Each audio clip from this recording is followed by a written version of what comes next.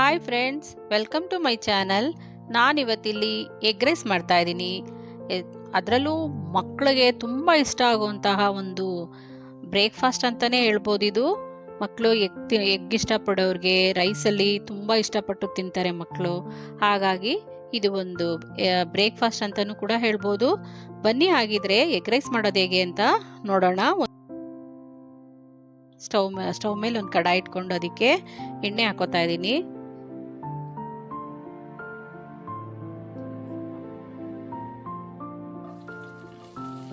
ಇಲ್ಲಿ ಒಂದು 4ರಿಂದ 5 ಹಸಿಮೆಣಸಿನ್ಕಾಯಿ ಕಟ್ ಮಾಡಿ ಇಟ್ಕೊಂಡಿದ್ದೆ, ಅದು ಕೂಡ ಈಗ ಎಣ್ಣೆಗೆ ಹಾಕಿದ್ದೀನಿ. ಚೆನ್ನಾಗಿ ಫ್ರೈ ಆಗ್ತಾ ಇದೆ.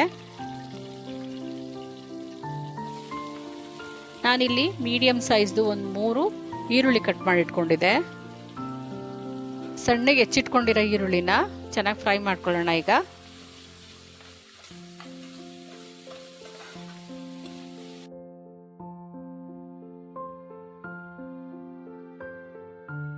ಈರುಳ್ಳಿಗೆ ಚೆನ್ನಾಗಿ ಮಿಕ್ಸ್ ಮಾಡ್ತಾ ಅದು ಸ್ವಲ್ಪ ಕಲರ್ ಚೇಂಜ್ ಆಗೋವರೆಗೂ ಚೆನ್ನಾಗಿ ಫ್ರೈ ಮಾಡ್ಕೋಬೇಕು. ಇನ್ನೂ ಯಾರು ನನ್ನ ಚಾನಲ್ನ ಸಬ್ಸ್ಕ್ರೈಬ್ ಮಾಡ್ಕೊಂಡಿಲ್ಲ ಅಂದರೆ ದಯವಿಟ್ಟು ಸಬ್ಸ್ಕ್ರೈಬ್ ಮಾಡ್ಕೊಳ್ಳೋದನ್ನ ಮರಿಬೇಡಿ ಫ್ರೆಂಡ್ಸ್. ದಯವಿಟ್ಟು ಸಬ್ಸ್ಕ್ರೈಬ್ ಮಾಡ್ಕೊಳ್ಳಿ.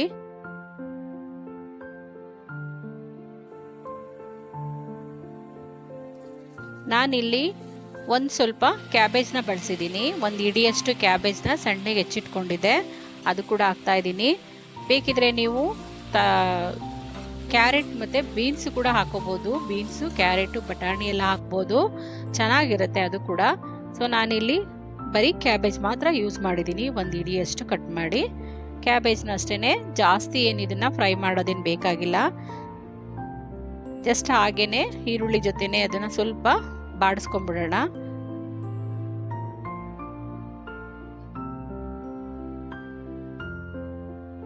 ಈಗ 1 ಟೇಬಲ್ ಸ್ಪೂನ್ ಅಷ್ಟು ಶುಂಠಿ ಬೆಳ್ಳುಳ್ಳಿ ಪೇಸ್ಟ್ ಹಾಕ್ತಾ ಇದ್ದೀನಿ.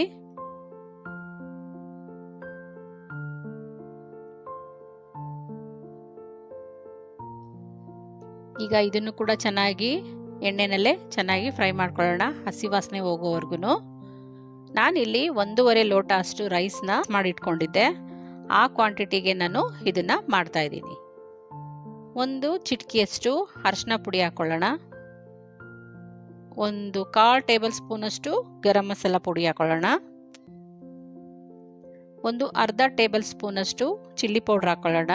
ಚಿಲ್ಲಿ ಪೌಡ್ರ್ ಏನಪ್ಪ ಅಂದರೆ, ನಾವು ಹಸಿಮೆಣಸಿನ್ಕಾಯಿ ಹಾಕಿರ್ತೀವಲ್ಲ, ಅದನ್ನು ನೋಡಿಕೊಂಡು ನಾವು ಖಾರ ಎಷ್ಟು ಬೇಕಷ್ಟು ಚಿಲ್ಲಿ ಪೌಡ್ರ್ ಹಾಕೋಬೋದು.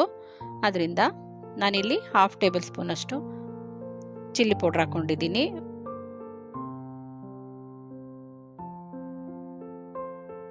ಒಂದು ಟೇಬಲ್ ಸ್ಪೂನ್ ಅಷ್ಟು ನಾನು ಇಲ್ಲಿ ವೆನಿಗರ್ ಹಾಕೋತಾ ಇದ್ದೀನಿ. ಹಾಗೆ 1 ಟೇಬಲ್ ಸ್ಪೂನ್ ಅಷ್ಟು ಸೋಯಾ ಸಾಸ್ ಹಾಕೋತಾ ಇದ್ದೀನಿ.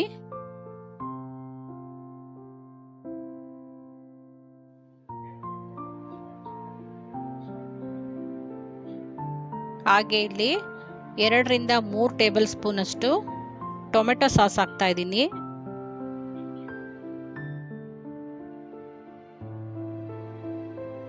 ನಾನು ಇಲ್ಲಿ ಮೊದಲೇ ಮೊಟ್ಟೆನ ಹುರಿದಿಟ್ಕೊಂಡಿದ್ದೆ ಫ್ರೆಂಡ್ಸ್. ನಾನು ಒಂದು 4ರಿಂದ 5 ಮೊಟ್ಟೆನ ನಾನು ಫಸ್ಟೇ ಒಂದು ಸ್ವಲ್ಪ ಎಣ್ಣೆ ಹಾಕ್ಕೊಂಡು ಸ್ವಲ್ಪ ಚಿಟಕಿ ಉಪ್ಪು ಹಾಕ್ಬಿಟ್ಟು ಇದನ್ನು ಪಾಪ್ಕಾರ್ನ್ ರೀತಿಲಿ ಫಸ್ಟೇ ಹುರಿದಿಟ್ಕೊಂಡ್ಬಿಟ್ಟಿದ್ದೆ ನಾನು.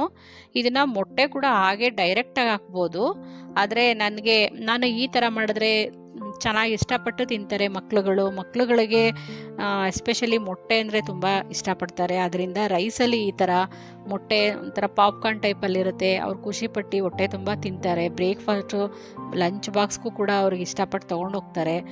ಇದರಿಂದ ನಾನು ಇಲ್ಲಿ ಮೊಟ್ಟೆನ ಫ್ರೈ ಮಾಡಿ ಇಟ್ಕೊಂಡಿದ್ದೆ, ಅದನ್ನು ಹಾಕಿ ಇವಾಗ ರುಚಿಗೆ ತಕ್ಕಷ್ಟು ಉಪ್ಪು ಹಾಕ್ತಾ ಇದ್ದೀನಿ.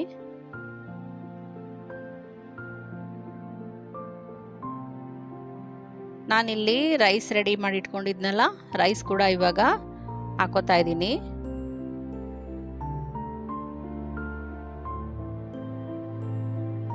ಈಗ ಸ್ವಲ್ಪ ಲೋ ಫ್ಲೇಮ್ ಇಟ್ಕೊಂಡು ಒಂದು 2ರಿಂದ 3 ನಿಮಿಷ ಇದೇ ಥರ ಎಲ್ಲ ಮಿಕ್ಸಪ್ ಮಾಡ್ಕೋಬೇಕು. ರೈಸು ಮತ್ತು ಅದು ಫ್ರೈಡ್ ರೈಸ್ದು ಮಸಾಲ ಎಲ್ಲ, ಏಕೆಂದರೆ ಅದಕ್ಕೆ ಉಪ್ಪು ಖಾರ ಎಲ್ಲ ಹೊಂದ್ಕೊಳ್ಬೇಕಲ್ಲ ರೈಸ್ಗೆ. ಅದರಿಂದ ಚೆನ್ನಾಗಿ ಮಿಕ್ಸ್ ಮಾಡಿ ಒಂದು 2ರಿಂದ 3 ನಿಮಿಷ ಸ್ಟವ್ ಮೇಲೇ ಇಟ್ಕೊಂಡು ಹಾಗೆಯೇ ಫುಲ್ ಎಲ್ಲ ನೋಡಿ ಈ ಥರ ಮಸಾಲೆ ಎಲ್ಲ ಮಿಕ್ಸ್ ಆಗಬೇಕು ರೈಸ್ಗೆ.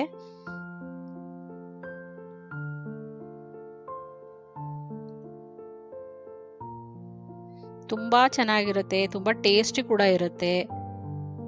ನಾನಿವಾಗ ಇದರಲ್ಲಿ ಕೊತ್ತಂಬರಿ ಸೊಪ್ಪು ಕಟ್ ಮಾಡಿ ಇಟ್ಕೊಂಡಿದ್ನಲ್ಲ ಅದು ಕೂಡ ಮಿಕ್ಸ್ ಮಾಡ್ತಾ ಇದ್ದೀನಿ. ದಯವಿಟ್ಟು ಈ ಚಾನಲ್ ನೋಡ್ತಾ ಇರೋರು ಪೂರ್ತಿ ವಿಡಿಯೋ ನೋಡಿ, ಹಾಗೆ ನನ್ನ ಚಾನಲ್ನ ಸಬ್ಸ್ಕ್ರೈಬ್ ಮಾಡ್ಕೊಳ್ಳೋದನ್ನು ಮರಿಬೇಡಿ. Thank you for watching.